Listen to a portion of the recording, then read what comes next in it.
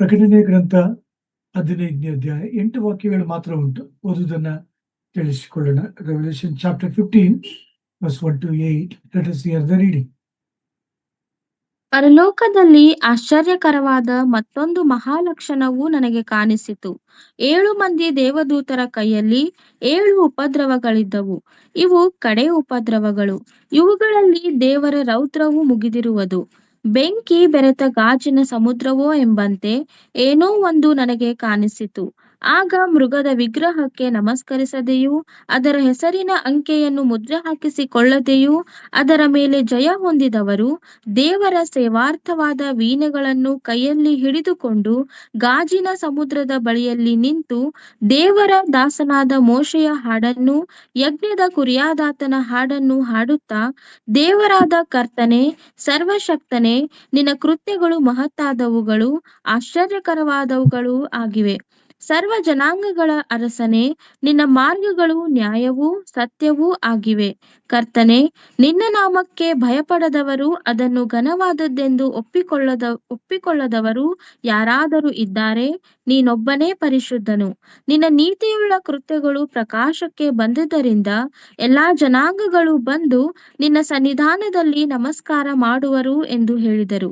ಇದಾದ ಮೇಲೆ ನಾನು ನೋಡಿದಾಗ ಪರಲೋಕದಲ್ಲಿರುವ ದೇವದರ್ಶನ ಗುಡಾರದ ಪವಿತ್ರ ಸ್ಥಾನವು ತೆರೆಯಿತು. ಅದರೊಳಗಿಂದ 7 ಉಪದ್ರವಗಳನ್ನು ಕೈಯಲ್ಲಿ ಹಿಡಿದಿರುವ ಆ 7 ಮಂದಿ ದೇವದೂತರು ಬಂದರು. ಅವರು ಪ್ರಕಾಶವೂ ನಿರ್ಮಲವೂ ಆದ ನಾರುಮಡಿಯನ್ನು ಧರಿಸಿಕೊಂಡಿದ್ದರು. ತಮ್ಮ ಎದೆಗಳಿಗೆ ಚಿನ್ನದ ಪಟ್ಟಿಯನ್ನು ಕಟ್ಟಿಕೊಂಡಿದ್ದರು.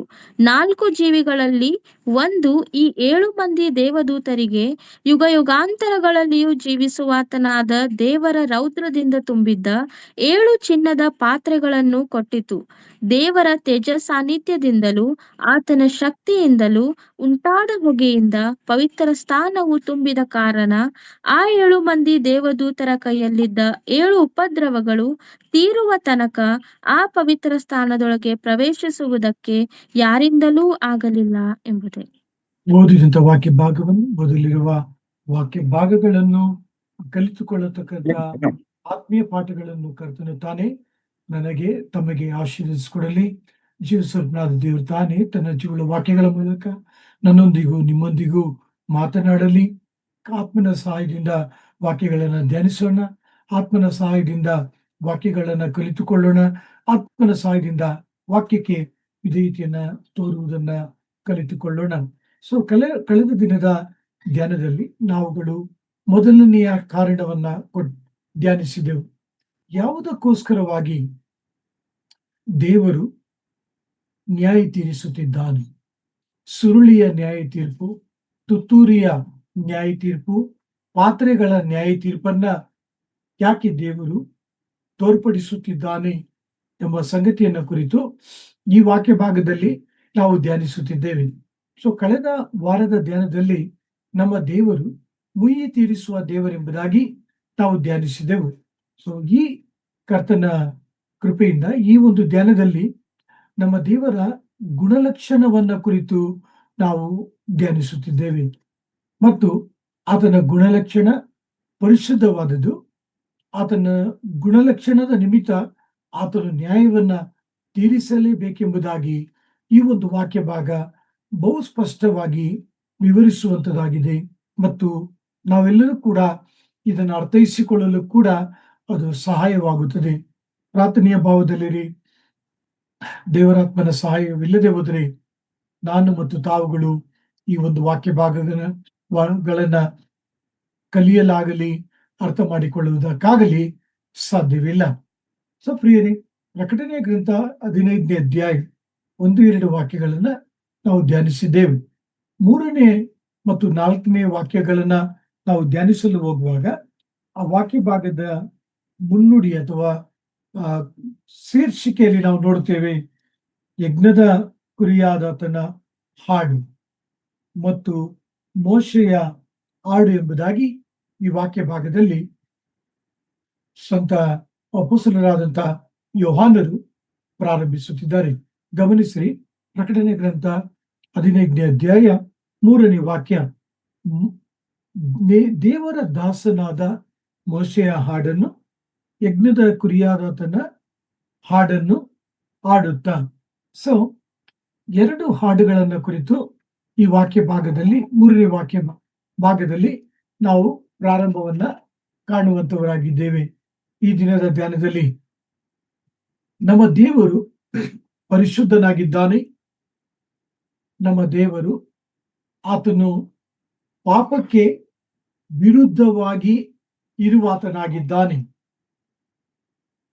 ಈ ವಾಕ್ಯದ ವಿವರಣೆಯನ್ನ ನಾವು ನೋಡುವಾಗ ದೇವರ ಪರಿಶುದ್ಧತೆಯನ್ನ, ದೇವರ ಬಲಿದಾನವನ್ನ ಸ್ವೀಕರಿಸಿಕೊಳ್ಳದೆ ಹೋದರೆ ನಿಜವಾಗಿಯೂ ಆತನ ರೌದ್ರ ಅವರ ಮೇಲೆ ಇಳಿದು ಬರುವಂತದಾಗಿದೆ ಎಂಬುದಾಗಿ ವಾಕ್ಯ ಭಾಗ ಸ್ಪಷ್ಟಪಡಿಸುತ್ತದೆ.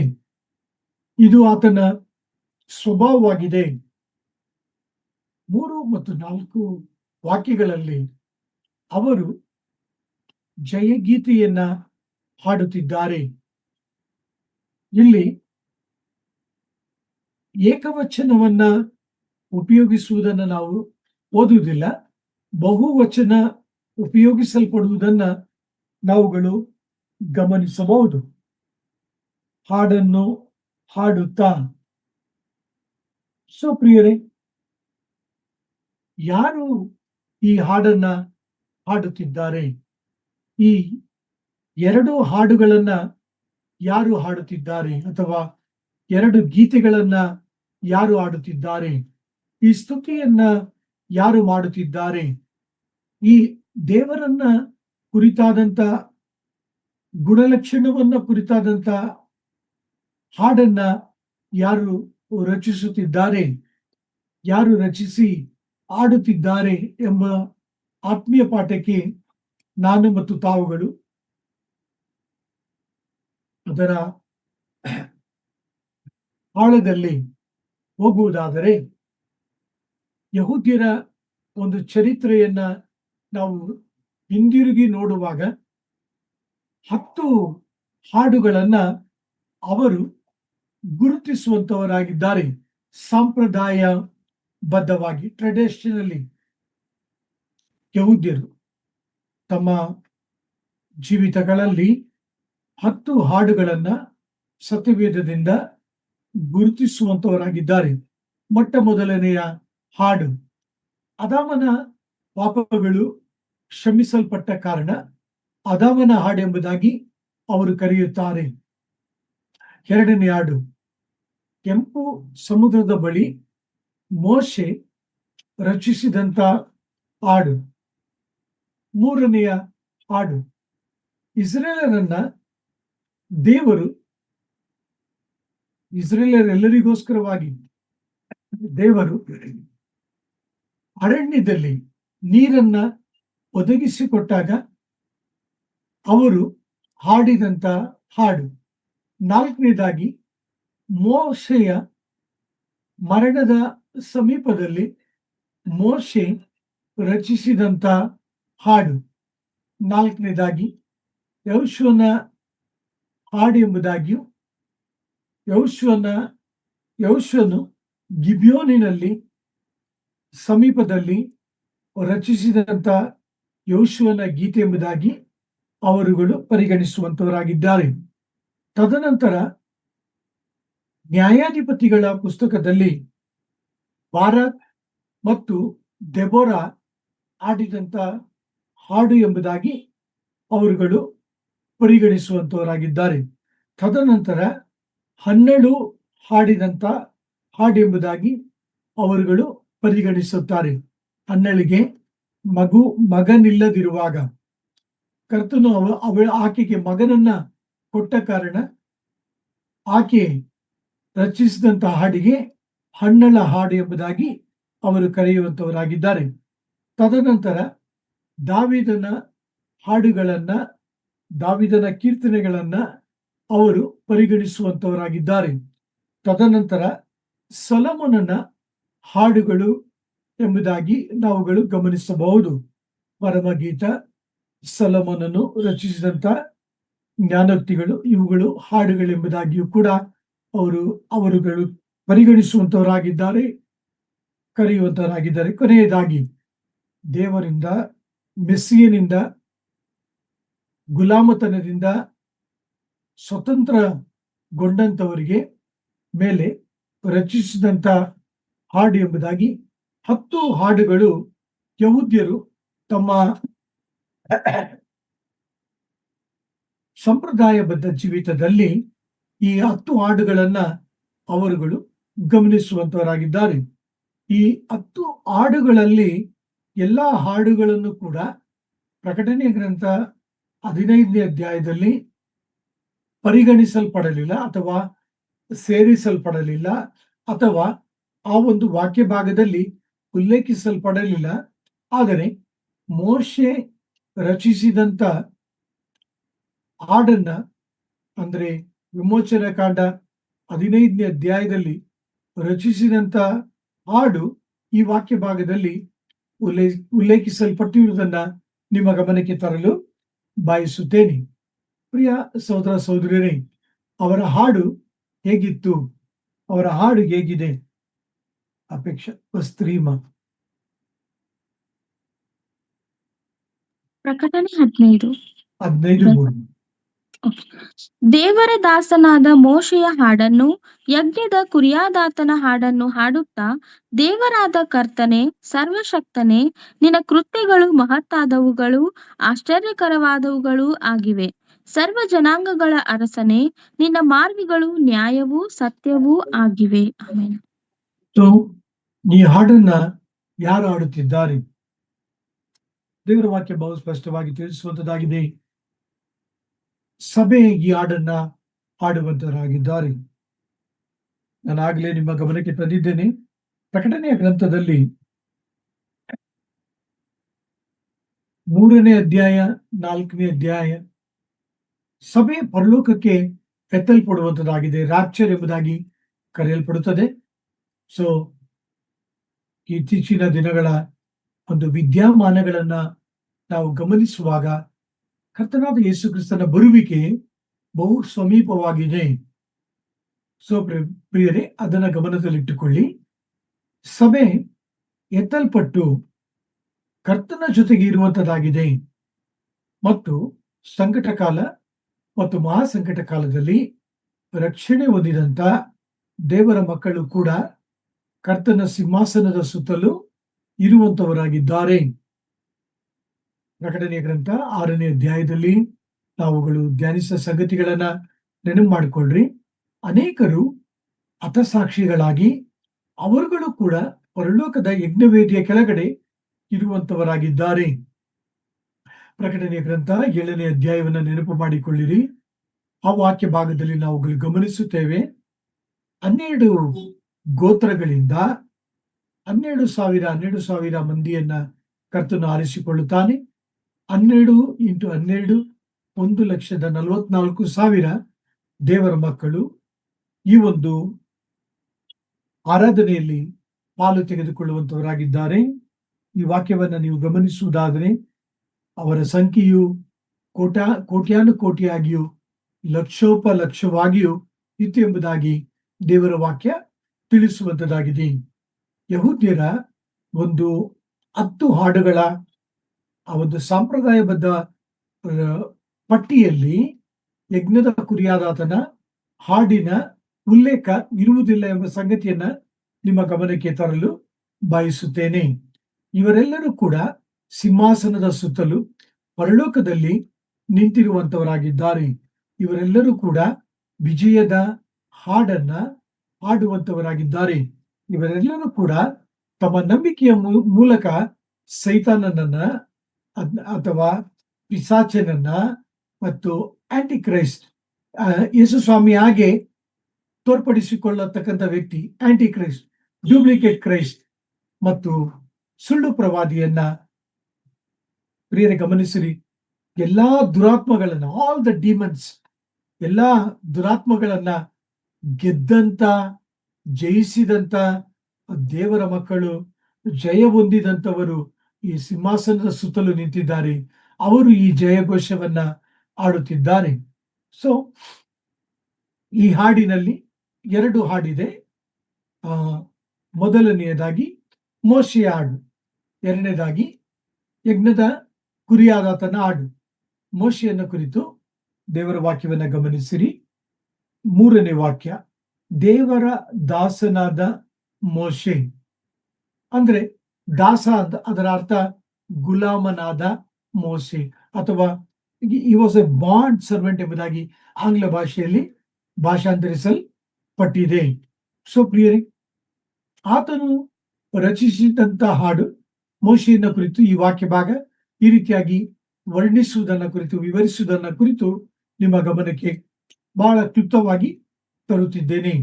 ಮೋಶೆ ಆತನು ದೇವರ ಸೇವಕ. ಮೋಶೆ ದೇವರಿಂದ ಆರಿಸಲ್ಪಟ್ಟವನು. ಮೋಶೆ ದೇವರ ಮೂಲಕ ಆರಿಸಲ್ಪಟ್ಟು ಐಗುಪ್ತದಿಂದ ಪರಮ ಕಾನಾನಿನ ಕಡೆಗೆ ಎಲ್ಲಾ ದೇವರ ಮಕ್ಕಳನ್ನ ದಾಸತ್ವದಿಂದ ವಾಗ್ದಾನ ಮಾಡಿದ ದೇಶಕ್ಕೆ ಆತನು ನಡೆಸಿದ ಮಹಾ ದೇವ ಮನುಷ್ಯನು, ದೇವರ ಪ್ರವಾದಿ ಎಂಬುದಾಗಿ ಈ ವಾಕ್ಯ ಭಾಗದಲ್ಲಿ ನಿಮ್ಮ ಗಮನಕ್ಕೆ ತರುತ್ತಿದ್ದೇನೆ. ಅವರು ಕೆಂಪು ಸಮುದ್ರವನ್ನ ದಾಟಿದಾಗ ವಿಮೋಚನೆ ಕಾಂಡ 15ನೇ ಅಧ್ಯಾಯದಲ್ಲಿ ರಚಿಸಿದಂತ ಹಾಡಿನ ಕೆಲವು ಮಾತುಗಳು ಪ್ರಕಟಣೆ ಗ್ರಂಥ 15ನೇ ಅಧ್ಯಾಯ 3ನೇ ವಾಕ್ಯದಲ್ಲಿ ಉಲ್ಲೇಖಿಸಲ್ಪಟ್ಟಿದೆ. ಪ್ರಿಯರೇ, ನಿಮ್ಮ ಮನಸ್ಸುಗಳನ್ನ, ನಿಮ್ಮ ಯೋಚನೆಗಳನ್ನ ಊಹಿಸಿಕೊಳ್ಳಿ. ಕೆಂಪು ಸಮುದ್ರವನ್ನ ನಿಮ್ಮ ಮುಂದೆ ಗಮನಕ್ಕೆ ತೆಗೆದುಕೊಳ್ಳಿರಿ. ಯಾವ ರೀತಿಯಾಗಿ ಆಶ್ಚರ್ಯಕರವಾದ ರೀತಿಯಲ್ಲಿ, ನಂಬಲಾಗದ ಇನ್ಕ್ರೆಡಿಬಲ್ ವೇ, ಅಂದ್ರೆ ನಾವು ನಂಬಲು ಕೂಡ ಸಾಧ್ಯವಿಲ್ಲ ಆ ರೀತಿಯಾದಂತ ರೀತಿಯಲ್ಲಿ ದೇವರು ಮೋಶೆಯ ಪ್ರಾರ್ಥನೆಯನ್ನ ಕೇಳಿದನು. ಕೆಂಪು ಸಮುದ್ರವನ್ನ ಆತನು ವಿಭಾಗ ಮಾಡಿದನು. ದೇವರ ಮಕ್ಕಳು ಒಣನೆಲದಲ್ಲಿ ಹಾದು ಹೋದರು. ದೇವರ ಮಕ್ಕಳನ್ನ ಫರೋಹನಿಂದಲೂ ಫರೋಹನ ಸೈನಿಕರಿದ್ದಲೂ ದೇವರ ಮಕ್ಕಳನ್ನ ಆತನು ಕಾಪಾಡಿದನು. ಪ್ರಿಯ ಸಹೋದರ ಸಹೋದರರೇ, ಎಷ್ಟು ದೊಡ್ಡ ಕಾರ್ಯವನ್ನ ದೇವರು ಆತನ ಮಕ್ಕಳ ಜೀವಿತದಲ್ಲಿ ಮಾಡಿದ್ದಾನೆ. ಯಾವ ರೀತಿಯಾಗಿ ಐಗುಪ್ತದಿಂದ ಅವರನ್ನ ಬಿಡುಗಡೆ ಮಾಡಿದನು, ಯಾವ ರೀತಿಯಾಗಿ ಎಲ್ಲಾ ವಿಧವಾದ ಐಗುಪ್ತದ ಮೇಲೆ ಬಂದಂತ ಬಾಧೆಗಳಿಂದ ದೇವರು ಅವರನ್ನ ಬಿಡುಗಡೆ ಮಾಡಿದನು. ಟೆರಿಬಲ್ ಪ್ಲೇಗ್ಸ್, ಭಯಂಕರವಾದ ಘೋರವಾದಂತ ಈತಿ ಬಾಧೆಗಳೆಂಬುದಾಗಿ ದೇವರ ವಾಕ್ಯದಲ್ಲಿ ಭಾಷಾಂತರಿಸಲ್ಪಟ್ಟಿದೆ. ಅವೆಲ್ಲವುಗಳಿಂದ ದೇವರು ಅವರನ್ನ ಬಿಡಿಸಿದನು. ಫರೋಹನಿಂದ ದೇವರು ತಪ್ಪಿಸಿದನು. ಸ್ವಾತಂತ್ರ್ಯವನ್ನ ದೇವರ ಮಕ್ಕಳಿಗೆ ಕೊಟ್ಟನು. ಗಮನಿಸಿರಿ, ಅವರ ಸಂಖ್ಯೆ ಹೆಚ್ಚು ಕಡಿಮೆ 2 ಕೋಟಿ. ಸಮಯ ಇರುವಾಗ ನೀವು ಧ್ಯಾನಿಸಿರಿ. ಬರೀ ಪುರುಷರ ಸಂಖ್ಯೆ 6 ಲಕ್ಷ ಎಂಬುದಾಗಿ ದೇವರ ವಾಕ್ಯ ತಿಳಿಸುವಂತದಾಗಿದೆ. ಸೊ ಇಷ್ಟೊಂದು ಜನರನ್ನ ದೇವರು ಮೋಶೆಯ ಮೂಲಕ ಕೆಂಪು ಸಮುದ್ರವನ್ನ ದಾಟುವಂತೆ ಮಾಡಿದನು. ನೀರು ಗೋಡೆಯ ಹಾಗೆ ನಿಂತುಕೊಳ್ಳುವಂತೆ ಮಾಡಿದನು. ಎಷ್ಟು ಸರ್ವಶಕ್ತಿಯುಳ್ಳ ದೇವರೆಂಬುದಾಗಿ ಅರ್ಥ ಮಾಡಿಕೊಳ್ಳಿರಿ. ಕೀರ್ತನೆ ಪ್ರಕಟಣೆ ಗ್ರಂಥ 15ನೇ ಅಧ್ಯಾಯದಲ್ಲಿ ಆತನು ಸರ್ವಶಕ್ತಿಯುಳ್ಳ ದೇವರೆಂಬುದಾಗಿಯೂ ಕೂಡ ಅವರು ಆರಾಧಿಸುವಂತವರಾಗಿದ್ದಾರೆ. ನೀವು ನಾನು ಕೂಡ ದೇವರ ಮಕ್ಕಳೇ. ನಾವು ಸಾಧಾರಣವಾದ ಒಬ್ಬ ದೇವರನ್ನ ಆರಾಧಿಸುತ್ತಿಲ್ಲ, ಪೂಜಿಸುತ್ತಿಲ್ಲ, ಸೇವಿಸುತ್ತಿಲ್ಲ. ನಾವು ಆರಾಧಿಸುವಂತ ದೇವರು ಆತನು ನಮ್ಮ ಮಾರ್ಗದಲ್ಲಿ ನಮಗೆ ಸುರಕ್ಷತೆಯನ್ನ ದಯಪಾಲಿಸುವಂತವನಾಗಿದ್ದಾನೆ. ಕೆಂಪು ಸಮುದ್ರದಲ್ಲಿ ದೇವರು ಫರೋಹನಿಂದಲೂ ಅವರ ಸೈನ್ಯದಿಂದಲೂ ಕೂಡ ರಕ್ಷಣೆಯನ್ನ ಕೊಟ್ಟನು, ಭದ್ರತೆಯನ್ನ ಕೊಟ್ಟನು. ಆದರೆ ಫರೋಹನನ್ನು, ಆತನ ಸೈನ್ಯವನ್ನ ಆತನು ಕೆಡವಿದನು ಎಂಬುದಾಗಿ ದೇವರ ವಾಕ್ಯ ತಿಳಿಸುವಂತದ್ದಾಗಿದೆ. ಚೀಯೋನಿನ ಹಾಡಿನ ಪುಸ್ತಕದಲ್ಲಿ ಇದರ ಮೇಲೆ ಬಹು ಸುಂದರವಾದ ಹಾಡು ರಚಿಸಲ್ಪಟ್ಟಿದೆ. ನಾನು ಸಹೋದರಿ ಕುಸುಮಾ ಅವರಿಗೆ ಕಳಿಸ್ತೇನೆ. ಸಾಧ್ಯವಾದರೆ ಒಂದು ಚರಣವನ್ನಾದ್ರೂ ಅವರು ಹಾಡ್ಲಿ. ಅದಕ್ಕೆ ಮುಂಚಿತವಾಗಿ ಸಹೋದರಿ ಅಪೇಕ್ಷಾ ವಿಮೋಚನೆ ಕಾಂಡ 15ನೇ ಅಧ್ಯಾಯವನ್ನ ಓದುವಂತೆ ಕೇಳಿಕೊಳ್ಳುತ್ತೇನೆ. So that we can understand this song in a very meaningful way. ಈ ಕೀರ್ತನೆ, ಈ ವಿಮೋಚನೆ ಕಾಂಡ 15ನೇ ಅಧ್ಯಾಯದಲ್ಲಿ ರಚಿಸಲ್ಪಟ್ಟಂತ ಈ ಹಾಡನ್ನ ನಾವು ಓದುವಾಗ ದೇವರು ಯಾವ ರೀತಿಯಾಗಿ ತನ್ನ ಮಕ್ಕಳಿಗೆ ಕಾರ್ಯವನ್ನ ಉಂಟು ಮಾಡಿದನು ಎಂಬ ಸಂಗತಿಯನ್ನ ನಾವು ಅರ್ಥ ಮಾಡಿಕೊಳ್ಳಲು ಸಹಾಯಕವಾಗುತ್ತದೆ. ಸಮಯದ ಅಭಾವ ಇದ್ದರೂ ಪರವಾಗಿಲ್ಲ. I request sister Apeksha to read the whole portion up to verse 21, at least verse 21 from verse 15, chapter 15, verse 1 to 21.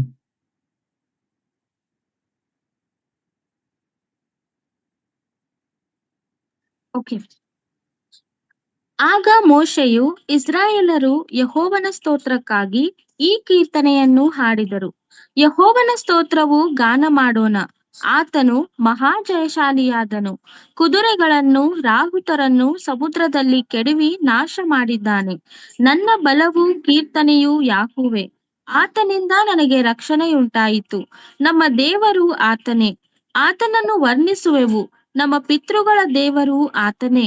ಆತನ ಮಹಿಮೆಯನ್ನು ಪ್ರಖ್ಯಾತಿಪಡಿಸುವೆವು. ಯೆಹೋವನು ಯುದ್ಧಶೂರನು.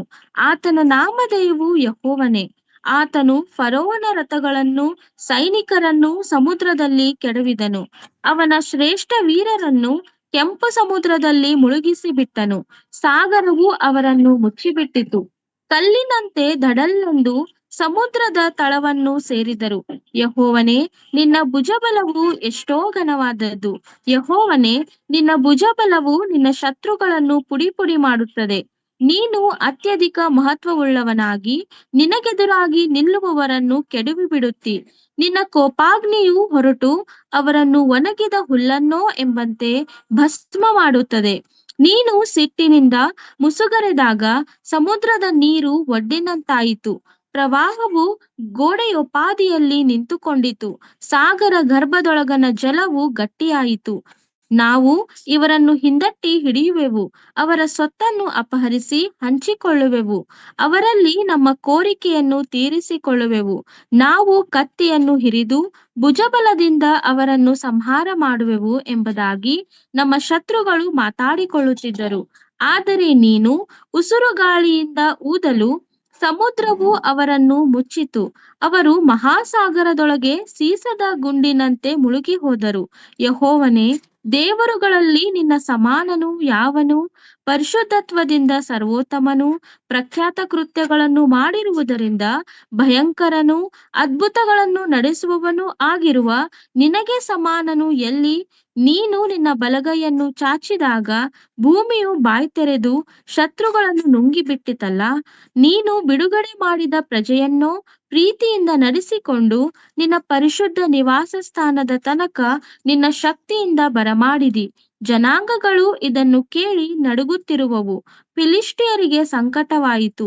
ಎದೋಮ್ಯರ ಕುಲಪತಿಗಳು ಕಳವಳಗೊಂಡರು. ಮೋವಾಬ್ಯರ ಮುಖಂಡರು ಗಡಗಡನೆ ನಡುಗುತ್ತಾರೆ. ಕಾನಾನ್ ದೇಶದವರು ಕರಗಿ ಹೋದರು. ಗಾಬರಿಯೂ ಹೆದರಿಕೆಯೂ ಅವರನ್ನು ಹಿಡಿದವೆ. ನಿನ್ನ ಭುಜಬಲದ ದೆಸೆಯಿಂದ ಅವರು ಕಲ್ಲಿನಂತೆ ಸ್ತಬ್ಧರಾಗಿದ್ದಾರೆ. ಅಷ್ಟರಲ್ಲಿ ಯೆಹೋವನೇ, ನೀನು ಸಂಪಾದಿಸಿಕೊಂಡ ನಿನ್ನ ಪ್ರಜೆಗಳು ಸಾಗಿ ಹೋಗಿ ದೇಶವನ್ನು ಸೇರುವರು.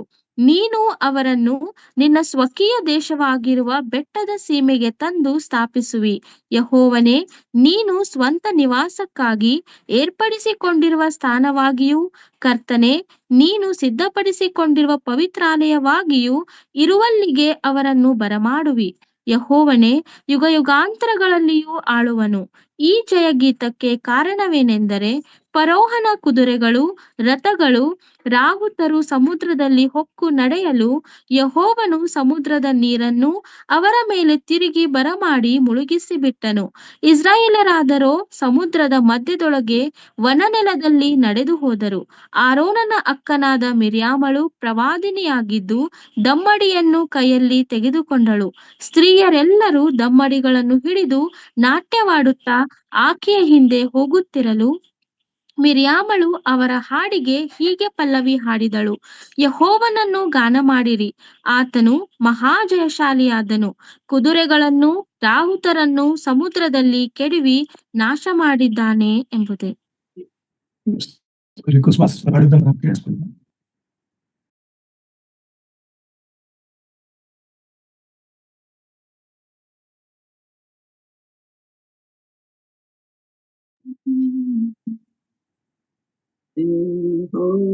ಕೇಳಿಸ್ತಾ ಇದೆ ಬ್ರದರ್? ಸಿಸ್ಟರ್ ಕೇಳಿಸ್ತಾ ಇದ್ದೀನಿ, ಕೇಳಿಸ್ತಾ ಇಲ್ಲ? ಕೇಳಿಸ್ತಾ ಇದೆ, ಹಾಡಿ. ಯೆಹೋವಾ ಗಾನವ ಮಾಡುವೆವು ಏಕವಾಗಿ, ನಮ್ಮಯ ರಕ್ಷಕನಾಥ ಆತನ ಮಹಿಮೆ ಹಾಡುವೆವು, ಆತನನ್ನು ವರ್ಣಿಸುವೆವು, ಆತನೇ ದೇವರು ನಮಗೆ ಯುದ್ಧ ಅಪ್ಪ ನಾನು ತುಂಬಾ ಪಿಚ್ ಈ ತರ ಬರುತ್ತೆ ನೋಡಿ ಸಿಸ್ಟರ್.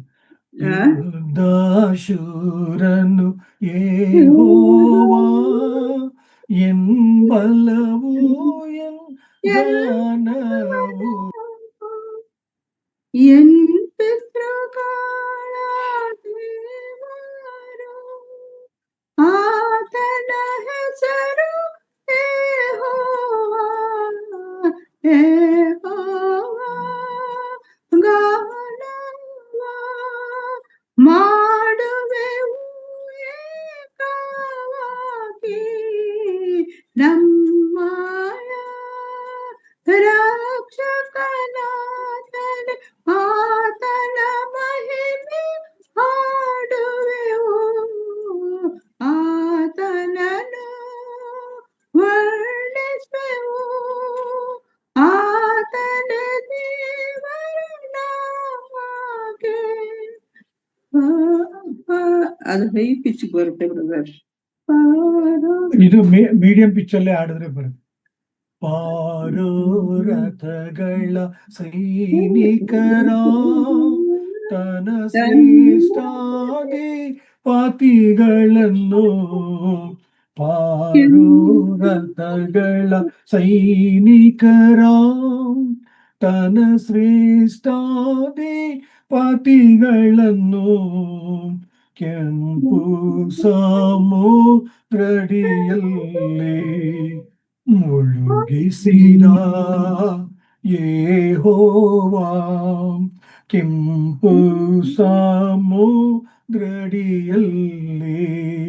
ಮುಳುಗಿಸಿದ ಯೆಹೋವಾ, ಯೆಹೋವನಿಗೆ ಗಾನವಾ ಮಾಡುವೆವು ಏಕವಾಗಿ, ನಮ್ಮಯ ರಕ್ಷಕನಾಥನೇ ಆತನ ಮಹಿಮೆ ಪಾಡುವೆವು, ಆತನನ್ನು ವರ್ಣಿಸುವೆವು, ಆತನೇ ದೇವರು ನಮಗೆ. Thank you sister. ಸೊ ಪ್ರಿಯ ದೈವ ಜನರೇ, ಈ ಒಂದು ಹಾಡು ಅನೇಕರ ಪುಸ್ತಕಗಳಲ್ಲಿ ಇಲ್ಲದೆ ಇರುವ ಕಾರಣ ಇದನ್ನ ನಿಮ್ಮ ಗಮನಕ್ಕೆ ತಂದಿದ್ದೇನೆ. ಕ್ಲುಪ್ತವಾಗಿ ಹಾಡುಗಳನ್ನ ಕಲಿಯಿರಿ. ಬಹಳ ಅರ್ಥ ಪೂರ್ವಕವಾದಂತ ಹಾಡುಗಳು ಇವು ಹಾಡುಗಳಾಗಿವೆ. ಯಾವ ರೀತಿಯಾಗಿ ದೇವರು ತೋರ್ಪಡಿಸಿದನು, ತನ್ನ ಪ್ರಭಾವವನ್ನ ತೋರ್ಪಡಿಸಿದ್ದನು, ಅದ್ಭುತ ರೀತಿಯಲ್ಲಿ ದೇವರ ಮಕ್ಕಳ ಮಧ್ಯದಲ್ಲಿ ಕಾರ್ಯವನ್ನ ಮಾಡಿದನು. ತನ್ನ ಹಸ್ತವನ್ನ ಚಾಚಿ ಅವರನ್ನ ಕಾಪಾಡಿ ನಡೆಸಿದನು. ಅದರ ನಿಮಿತ್ತವಾಗಿ ದೇವರ ಮಕ್ಕಳು ಈ ವಾಕ್ಯಭಾಗದಲ್ಲಿ ಆತನನ್ನ ಆರಾಧಿಸುತ್ತಿದ್ದಾರೆ, ಅದನ್ನ ಕಾಣುತ್ತಿದ್ದಾರೆ. ನಿಮ್ಮ ಚಿಕ್ಕ ಅನಿಸಿಕೆನ ಹಂಚಿಕೊಳ್ಳಲು ಬಯಸುತ್ತೇನೆ. ನಾವು ಬಾಕ್ಸಿಂಗ್ ಸಭೆಯಲ್ಲಿ ಆರಾಧನೆಯನ್ನ ಮಾಡುತ್ತಾ ಬರುತ್ತಿದ್ದೇವೆ.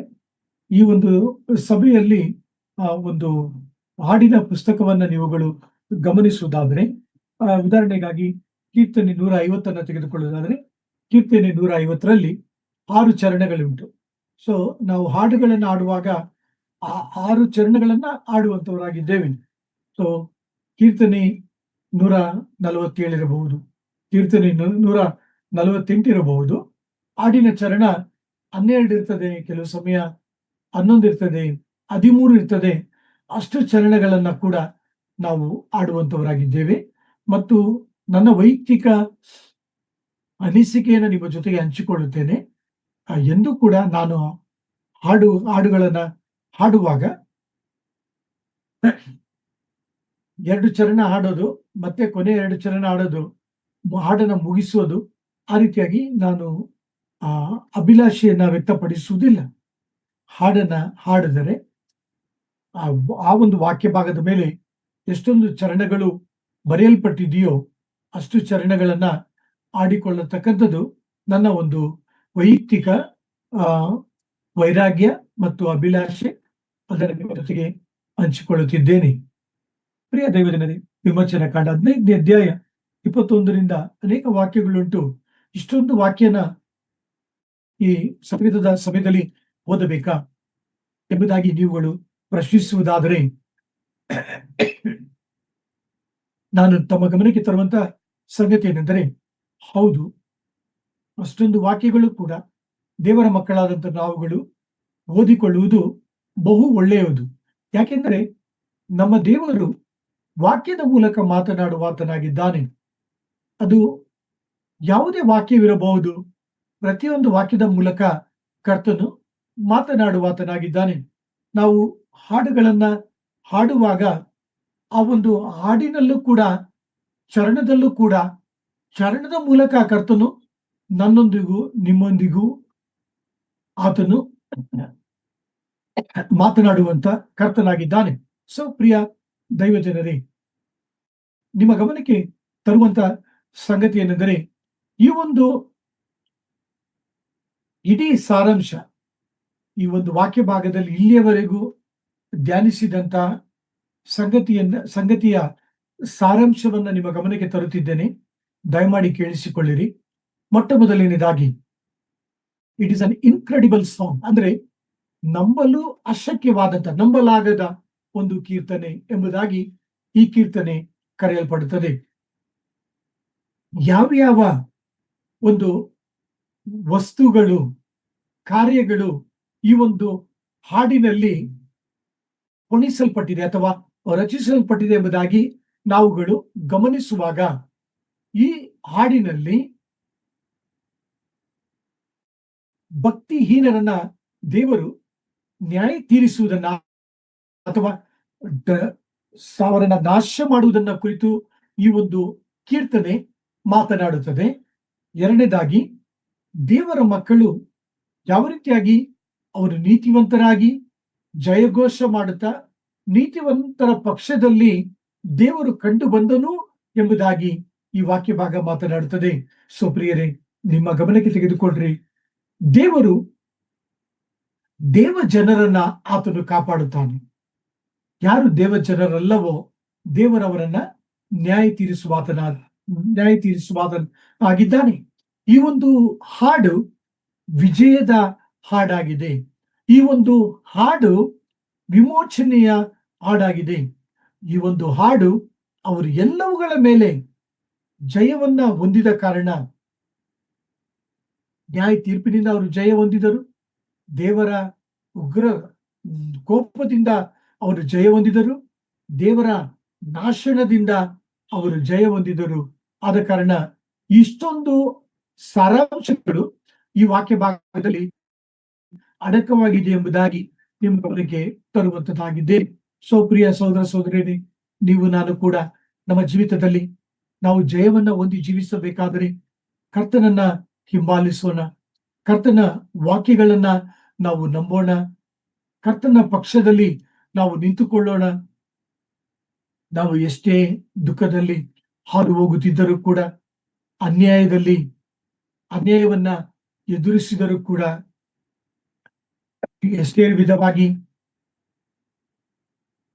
ಕಣ್ಣೀರಿನಲ್ಲಿ ಹಾದು ಹೋದರೂ ಕೂಡ, ಪ್ರಿಯರೇ ಗಮನಿಸಿರಿ, ದೇವರು ತನ್ನ ಮಕ್ಕಳನ್ನ ಬಿಡುಗಡೆ ಮಾಡುತ್ತಾನೆ. ದೇವರು ತನ್ನ ಮಕ್ಕಳನ್ನ ವಿಮೋಚಿಸುತ್ತಾನೆ. ದೇವರು ತನ್ನ ಮಕ್ಕಳನ್ನ ಕಾಪಾಡುತ್ತಾನೆ. ದೇವರು ತನ್ನ ಮಕ್ಕಳಿಗೆ ಕ್ಷೇಮವನ್ನು, ಭದ್ರತೆಯನ್ನು ಆತನು ದಯಪಾಲಿಸುತ್ತಾನೆ. ಪ್ರಕಟಣೆಯ ಗ್ರಂಥ 15ನೇ ಅಧ್ಯಾಯ, Revelation chapter 15. Let us hear the reading verse 3 and 4. ದೇವರ ದಾಸನಾದ ಮೋಶೆಯ ಹಾಡನ್ನು, ಯಜ್ಞದ ಕುರಿಯಾದಾತನ ಹಾಡನ್ನು ಹಾಡುತ್ತಾ, ದೇವರಾದ ಕರ್ತನೇ, ಸರ್ವಶಕ್ತನೇ, ನಿನ್ನ ಕೃತ್ಯಗಳು ಮಹತ್ತಾದವುಗಳು, ಆಶ್ಚರ್ಯಕರವಾದವುಗಳು ಆಗಿವೆ. ಸರ್ವ ಜನಾಂಗಗಳ ಅರಸನೇ, ನಿನ್ನ ಮಾರ್ಗಗಳು ನ್ಯಾಯವೂ ಸತ್ಯವೂ ಆಗಿವೆ. ಕರ್ತನೇ, ನಿನ್ನ ನಾಮಕ್ಕೆ ಭಯಪಡದವರು, ಅದನ್ನು ಘನವಾದದ್ದೆಂದು ಒಪ್ಪಿಕೊಳ್ಳದವರು ಯಾರಾದರೂ ಇದ್ದಾರೆ? ನೀನೊಬ್ಬನೇ ಪರಿಶುದ್ಧನು. ನಿನ್ನ ನೀತಿಯುಳ್ಳ ಕೃತ್ಯಗಳು ಪ್ರಕಾಶಕ್ಕೆ ಬಂದುದರಿಂದ ಎಲ್ಲಾ ಜನಾಂಗಗಳು ಬಂದು ನಿನ್ನ ಸನ್ನಿಧಾನದಲ್ಲಿ ನಮಸ್ಕಾರ ಮಾಡುವರು ಎಂದು ಹೇಳಿದರು. ಪ್ರಿಯರೇ, ಈ ಪ್ರಕಟಣೆ ಗ್ರಂಥ 15ನೇ ಅಧ್ಯಾಯ 3 ಮತ್ತು 4 ವಾಕ್ಯಗಳು ಮೋಶೆಯ ಹಾಡನ್ನ ಮತ್ತು ಯಜ್ಞದ ಕುರಿಯಾದಾತನ ಹಾಡನ್ನ ಕುರಿತು ಕ್ಲುಪ್ತವಾಗಿ ನಾವುಗಳು ಧ್ಯಾನಿಸುತ್ತಾ ಹೋಗುತ್ತಿದ್ದೇವೆ. ಮತ್ತೊಂದು ಹಾಡನ್ನ ಧರ್ಮೋಪದೇಶ ಕಾಂಡ 32ನೇ ಅಧ್ಯಾಯದಲ್ಲಿ ಮೋಶೆ ರಚಿಸಿದ್ದನ್ನ ಕುರಿತು ದೇವರ ವಾಕ್ಯ ಮಾತನಾಡುತ್ತದೆ. ಈ ಒಂದು ಹಾಡು ದೇವರು ನಂಬಿಗಸ್ತನೆಂಬುದಾಗಿ, ದೇವರು ಇಸ್ರಾಯೇಲರಿಗೆ ನಂಬಿಗಸ್ತನೆಂಬುದಾಗಿ ಮೋಶೆ ಈ ಹಾಡನ್ನ ರಚಿಸಿದನೆಂಬುದಾಗಿ ದೇವರ ವಾಕ್ಯ ತಿಳಿಸುವಂತದಾಗಿದೆ. ಹೌದು ಪ್ರಿಯರೇ, ನಮ್ಮ ದೇವರು ನಂಬಿಗಸ್ತನಾಗಿದ್ದಾನೆ. ಯಹೂದ್ಯರನ್ನ ನಾವುಗಳು ಗಮನಿಸುವಾಗ ಯಹೂದ್ಯರ ಸಭಾ ಮಂದಿರಗಳಲ್ಲಿ ಮತ್ತು ವಿಶೇಷವಾಗಿ ಸಬ್ಬತ್ ದಿನದಲ್ಲಿ ಮತ್ತು ಮಧ್ಯಾಹ್ನದ ಸಮಯದಲ್ಲಿ ಅವರು ದೇವರು ತನ್ನ ಅಪಾರವಾದ ಗ್ರೇಟ್, ಆತನ ಶ್ರೇಷ್ಠವಾದ ಬಲದಿಂದ ಅವರನ್ನು ಯಾವ ರೀತಿಯಾಗಿ ತಪ್ಪಿಸಿದನು, ಕಾಪಾಡಿದನು ಎಂಬ ಸಂಗತಿಯನ್ನ ಅವರು ನೆನಪಿಸಿಕೊಳ್ಳುವಂತವರಾಗಿದ್ದಾರೆ. ಹೌದು ಪ್ರಿಯ ಸಹೋದರ ಸಹೋದರರೇ, ಪ್ರಕಟಣೆ ಗ್ರಂಥ 15ನೇ ಅಧ್ಯಾಯದಲ್ಲಿ ಸಂಕಟ ಕಾಲದ ದಾಟಿ ಹೋದಂತ ಪರಿಶುದ್ಧರು, ದೇವರಿಂದ ರಕ್ಷಿಸಲ್ಪಟ್ಟಂತ ಪರಿಶುದ್ಧರು, ಭಕ್ತಿಹೀನರಿಂದ ಕಾಪಾಡಲ್ಪಟ್ಟಂತ ಪರಿಶುದ್ಧರು, ದೇವರ ಉಗ್ರ ಕೋಪದಿಂದ ತಪ್ಪಿಸಲ್ಪಟ್ಟಂತ ಪರಿಶುದ್ಧರು, ದೇವರ ನ್ಯಾಯ ತೀರ್ಪಿನಿಂದ ತಪ್ಪಿಸಲ್ಪಟ್ಟಂತ ಪರಿಶುದ್ಧರು ಈ ಒಂದು ಕೀರ್ತನೆಯನ್ನ ಹಾಡುವಂತವರಾಗಿದ್ದಾರೆ. ಅವರು ಮೋಶೆಯ ಕೀರ್ತನೆಯನ್ನ ಹಾಡುವಂತವರಾಗಿದ್ದಾರೆ. ಸೊ ಮೋಶೆಯ ಹಾಡು ಹೇಗಿದೆ? ಮೋಶೆ ರಚಿಸಿದಂತ ಕೀರ್ತನೆಯಲ್ಲಿರ್ತಕ್ಕಂಥ ಕೆಲವು ಅರ್ಥಗಳೇನು ನಿಮ್ಮ ಗಮನಕ್ಕೆ ತರಲು ಬಯಸುತ್ತೇನೆ. ಪ್ರಕಟಣೆಯ ಗ್ರಂಥ 5ನೇ ಅಧ್ಯಾಯ 6ನೇ ವಾಕ್ಯ ಓದುವುದನ್ನು ಕೇಳಿಸಿಕೊಳ್ಳೋಣ. Revelation chapter 5 verse 6. Let us hear the reading. ಸಿಂಹಾಸನವು 4 ಜೀವಿಗಳು ಇದ್ದ ಸ್ಥಳಕ್ಕೂ ಹಿರಿಯರು ಇದ್ದ ಸ್ಥಳಕ್ಕೂ ಮಧ್ಯದಲ್ಲಿ ಒಂದು ಕುರಿ ಕೊಯ್ಯಲ್ಪಟ್ಟದ್ದಾಗಿ ನಿಂತಿರುವುದನ್ನು ಕಂಡೆನು. ಅದಕ್ಕೆ 7 ಕೊಂಬುಗಳು 7 ಕಣ್ಣುಗಳು ಇದ್ದವು. ಅವು ಏನೆಂದರೆ, ಭೂಮಿಯ ಮೇಲೆಲ್ಲ ಕಳುಹಿಸಲ್ಪಟ್ಟಿರುವ ದೇವರ 7 ಆತ್ಮಗಳು. ಆಮೆನ್. 6ನೇ ವಾಕ್ಯವನ್ನ ನೀವು ಗಮನಿಸಿರಿ. ಒಂದು ಕುರಿ ಕೊಯ್ಯಲ್ಪಟ್ಟು ನಿಂತಿರುವುದನ್ನು ಕಂಡೆನು ಎಂಬುದಾಗಿ ಯೋಹಾನರು ತಿಳಿಸುವಂತವರಾಗಿದ್ದಾರೆ. ಪ್ರಕಟಣೆ ಗ್ರಂಥ 15ನೇ ಅಧ್ಯಾಯದಲ್ಲಿರ್ತಕ್ಕಂಥ ಈ ಒಂದು ಯಜ್ಞದ ಕುರಿ ಯಾರು ಎಂಬುದಾಗಿ ನೋಡುವಾಗ ಆತನು ಮತ್ತಾರೂ ಅಲ್ಲ, ಆತನ ಕರ್ತನಾದ ಯೇಸು ಕ್ರಿಸ್ತನಾಗಿದ್ದಾನೆ. ಯೋಹಾನ ಬರೆದ ಸುವಾರ್ತೆ 1ನೇ ಅಧ್ಯಾಯ 29ನೇ ವಾಕ್ಯದಲ್ಲಿ ನಾವು ನೋಡ್ತೇವೆ, ಸ್ನಾನಿಕನಾದ ಯೋಹಾನನು ತನ್ನ ಶಿಷ್ಯರಿಗೆ ಹೇಳುತ್ತಾನೆ, ಈಗ ಲೋಕದ ಪಾಪವನ್ನ ಹೊತ್ತುಕೊಂಡು ಹೋಗುವ ದೇವರ ಕುರಿಮರಿ ಎಂಬುದಾಗಿ. ಆ ದೇವರ ಕುರಿಮರಿ ಮತ್ತಾರೂ ಅಲ್ಲ, ಕರ್ತನಾದ ಯೇಸು ಕ್ರಿಸ್ತನಾಗಿದ್ದಾನೆ. ಆ ದೇವರ ಕುರಿಮರಿ ಮತ್ತಾರೂ ಅಲ್ಲ, ನಿನ್ನ ನನ್ನ ಕುರಿಯಾಗಿದ್ದಾನೆ, ನಿನ್ನ ನನ್ನ ಕರ್ತನಾಗಿದ್ದಾನೆ, ನಿನ್ನ ನನ್ನ ಯೇಸು ಸ್ವಾಮಿ ಆಗಿದ್ದಾರೆ. ಪ್ರಕಟಣೆ ಗ್ರಂಥ 5ನೇ ಅಧ್ಯಾಯ 8 ಮತ್ತು 9 ವಾಕ್ಯಗಳು ಓದುವುದನ್ನು ಕೇಳಿಸಿಕೊಳ್ಳೋಣ. Revelation chapter 5. Let us hear the reading verse 8 and 9. ತೆಗೆದುಕೊಂಡಾಗ ಆ 4 ಜೀವಿಗಳು 24 ಮಂದಿ ಹಿರಿಯರು ಯಜ್ಞದ ಕುರಿಯಾದಾತನ ಪಾದಕ್ಕೆ ಬಿದ್ದರು. ಹಿರಿಯರ ಕೈಗಳಲ್ಲಿ ವೀಣೆಗಳು, ದೇವಜನರ ಪ್ರಾರ್ಥನೆಗಳೆಂಬ ಧೂಪದಿಂದ ತುಂಬಿದ್ದ ಚಿನ್ನದ ಧೂಪಾರತಿಗಳು ಇದ್ದವು. ಅವರು ಹೊಸ ಹಾಡನ್ನು ಹಾಡುತ್ತಾ, ನೀನು ಸುರುಳಿಯನ್ನು ತೆಗೆದುಕೊಂಡು ಅದರ ಮುದ್ರೆಗಳನ್ನು ಒಡೆಯುವುದಕ್ಕೆ ಯೋಗ್ಯನೇ. ನೀನು ಯಜ್ಞಾರ್ಪಿತನಾಗಿ ನಿನ್ನ ರಕ್ತದಿಂದ ಸಕಲ ಕುಲ, ಭಾಷೆ, ಪ್ರಜೆ, ಜನಾಂಗಗಳವರಿಂದ ಮನುಷ್ಯರನ್ನು ದೇವರಿಗಾಗಿ ಕೊಂಡುಕೊಂಡಿ. ಆಮೆನ್. ಸೊ ಪ್ರಿಯ ಸೋದರ ಸೋದರಿಯರೇ, ಎಂತ ಅದ್ಭುತವಾದಂತಹ ಒಂದು ದೃಶ್ಯ ಅಲ್ಲವಾ? ಒಂದು ದಿನ ನೀವು ನಾನು ಕೂಡ ಪರಲೋಕದಲ್ಲಿ ಸಭೆಯೊಂದಿಗೆ 4 ಮಂದಿ ಹಿರಿಯರೊಂದಿಗೆ 24 ಮಂದಿ ಹಿರಿಯರೊಂದಿಗೆ 4 ಮಂದಿ ಜೀವಿಗಳೊಂದಿಗೆ ಕೋಟ್ಯಾಂತರ ಕೋಟಿ ದೇವದೂತರೊಂದಿಗೆ, ಲಕ್ಷಾಂತರ ಪರಿಶುದ್ಧರೊಂದಿಗೆ, ಎಣಿಸಲಾಗದ ಸಮೂಹದ ಜೊತೆಗೆ ಸೇರಿ ನೀವು ಕೂಡ, ನಾನು ಕೂಡ ಈ ಹಾಡನ್ನ ಹಾಡುವಂತವರಾಗಿದ್ದೇವೆ. ಆತನು ಆರಾಧನೆಗೆ ಯೋಗ್ಯನಾಗಿದ್ದಾನೆ. ಈ ಒಂದು ಕುರಿ, ವಧಿಸಲ್ಪಟ್ಟ ಕುರಿ, ಎಲ್ಲಾ ಬಲ, ಎಲ್ಲಾ ಜ್ಞಾನ, ಎಲ್ಲಾ ಗೌರವ, ಎಲ್ಲಾ ಘನತೆ, ಎಲ್ಲಾ ಸಾಮರ್ಥ್ಯ, ಎಲ್ಲಾ ಮಹಿಮೆಯನ್ನ ಹೊಂದಲು ಅರ್ಹನಾಗಿದ್ದಾನೆ. ಈ ಯಜ್ಞದ ಕುರಿಯಾದಾತನು ನಿಮ್ಮನ್ನು, ನನ್ನನ್ನು, ಸಮಸ್ತವನ್ನ ಆತನು ಸೃಷ್ಟಿ ಮಾಡಿದ್ದಾನೆ. ಭೂಮಿಯನ್ನು, ಸಮುದ್ರವನ್ನು, ಕೆರೆಯನ್ನು, ವನನೆಲವನ್ನ ಆತನು ಉಂಟು ಮಾಡಿದ್ದಾನೆ. ಆದ ಕಾರಣ ಪ್ರಿಯ ಸೋದರ ಸೋದರಿಯರೇ, ಅದ್ಭುತವಾದ ಈ ದೃಶ್ಯವನ್ನ ನೆನಪು ಮಾಡ್ಕೊಳ್ರಿ. ಒಂದು ದಿನ ನಾವು ಕೂಡ ಆತನಿಗೆ ಸಾಷ್ಟಾಂಗವಾಗಿ ಅಡ್ಡಬಿದ್ದು ಆತನನ್ನ ಆರಾಧಿಸುವಂತವರಾಗಿದ್ದೇವೆ, ಆತನನ್ನ ಕೊಂಡಾಡುವಂತವರಾಗಿದ್ದೇವೆ. ನೀವು ನಾನು ಆ ಒಂದು ಆಶಾ ಭಾವನೆಯಿಂದ ಈ ಲೋಕದಲ್ಲಿ ನಾವುಗಳು ಜೀವಿಸಬೇಕು. ಕರ್ತನು ಒಳ್ಳೆ ಕುರುಬನಾಗಿ ಈ ಲೋಕದಲ್ಲಿ ನಮ್ಮನ್ನ ನಡೆಸುತ್ತಾನೆ. ಆತನು ನಮಗೆ ಜಯವನ್ನ ಕೊಡುವಾತನಾಗಿದ್ದಾನೆ. ತನ್ನ ಮಕ್ಕಳನ್ನ ಆತನು ಒಟ್ಟುಗೂಡಿಸುವಾತನಾಗಿದ್ದಾನೆ ಎಂಬ ಸಂಗತಿಯನ್ನ ನಿಮ್ಮ ಗಮನಕ್ಕೆ ತರಲು ಬಯಸುತ್ತೇನೆ. ಪ್ರಿಯರೇ, ಮತ್ತೊಂದು ಹಾಡನ್ನ ನಾವುಗಳು ಗಮನಿಸುವಾಗ, ಹೌದು, ಈ ಹಾಡು ಯಜ್ಞದ ಕುರಿಯಾದಾತನನ್ನ ಕುರಿತು ಆಡುವಂತ ಹಾಡಾಗಿದೆ. ಹೌದು ಪ್ರಿಯರೇ, ಆತನು ಸರ್ವಶಕ್ತಿ ಉಳ್ಳವನು. ನೀವು ಸಮಯ ಇರುವಾಗ ಪ್ರಕಟಣೆ ಗ್ರಂಥ 15ನೇ ಅಧ್ಯಾಯವನ್ನ ನೀವು ಗಮನಿಸಬಹುದು. ಮುಂದಿನ ಧ್ಯಾನದಲ್ಲಿ ಇದನ್ನು ವಿವರಿಸುತ್ತೇನೆ. ಆದರೂ ಕೂಡ ಇದರ ಔಟ್ಲೈನ್ ಅನ್ನ ನಿಮ್ಮ ಗಮನಕ್ಕೆ ತರುತ್ತೇನೆ. ಗಮನಿಸಿರಿ. ಅವರು ಆರಾಧಿಸ್ತಾ ಇದ್ದಾರೆ. ಮೊದಲನೆಯ ಪದ ಸರ್ವಶಕ್ತನೇ. ಎರಡನೇ ಪದ ನಿನ್ನ ಕೃತ್ಯಗಳು ಮಹತ್ತಾದವುಗಳು, ಆಶ್ಚರ್ಯಕರವಾದವುಗಳು ಆಗಿವೆ. ಮೂರನೇ ಪದ ಸರ್ವ ಜನಾಂಗಗಳ ಅರಸನೇ. ನಾಲ್ಕನೇ ಪದ ನಿನ್ನ ಮಾರ್ಗಗಳು ನ್ಯಾಯವೂ ಸತ್ಯವೂ ಆಗಿವೆ. ಓ ಪ್ರಿಯ ಸಹೋದರ ಸಹೋದರಿಯರೇ, ಎಷ್ಟೊಂದು ಅರ್ಥಗಳನ್ನ ಈ ವಾಕ್ಯ ಭಾಗದಲ್ಲಿ ನಾವು ಕಾಣುತ್ತೇವೆ. ಅವುಗಳನ್ನ ಮುಂದಿನ ದಿನದ ಧ್ಯಾನದಲ್ಲಿ ನಾವು ಧ್ಯಾನಿಸೋಣ. ಕರ್ತನ ಕೃಪೆ ನಿಮ್ಮೆಲ್ಲರೊಂದಿಗಿರಲಿ. ದೇವರ ನಾಮಕ್ಕೆ ಸ್ತೋತ್ರ.